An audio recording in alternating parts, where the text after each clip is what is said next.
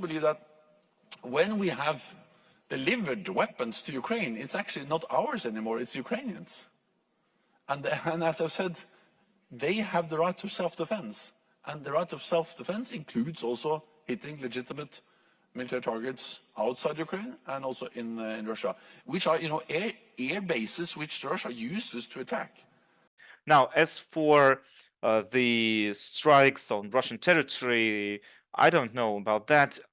When current General Secretary of NATO was Prime Minister of Norway, we dealt with a lot of important issues in the Barents Sea. We discussed it with him, and back then, when I spoke to him back then, he seemed a reasonable person, not suffering any dementia. And if he speaks about attacking Russian territory with these weapons, as a person who heads an important organization, a political organization, he is a civilian himself, and he must know, still he must know that high precision weapons, long,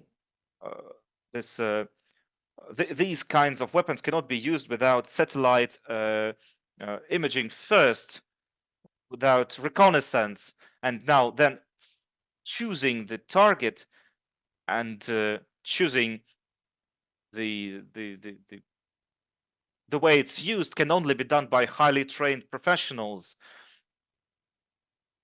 based on reconnaissance. So take Storm Shadow missiles. These flight missions, as they're called, can be decided automatically without the participation of Ukrainian officers, and it is done by those. The missions are designed by those who provide the weapons, so it can be done without any participation of the Ukrainian side itself, the Ukrainian army itself. Now, other missiles, other systems such as ATACMS are also used based on satellite reconnaissance. The mission is created, then it is calculated, and in fact, when it's being input into the missile, the person who's inputting it may even not know what the missile is going to do, but the mission that's being input is actually being prepared by NATO officials, by NATO military, not by Ukrainians. And so the NATO countries, especially in Europe, especially in smaller countries of Europe, they must be they must realize what kind of game they're playing. Smaller countries with small territories and that have a lot of population, they must understand what they are, and they must take that factor into account before they speak about attacking Russian territory. Now, these are all serious matters, and we are addressing them. We are looking at them very patiently. We see what's happening around Kharkov.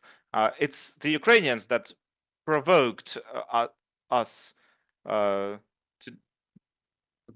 I spoke about that publicly. I said that if they're going to attack our civilian areas, we're going to create this security zone. And so we started to do that. First, they provoked us in the Donbass. They lied to us for 8 years, saying that they're going to address this issue in a peaceful manner. And then they forced us to try and resolve the situation in a military way. Then they lied to us when they would try to negotiate. Then they decided to decide the matter on the battlefield. Now, we told them never to attack Russian territory or residential areas around it, or we're going to have to create this barrier zone.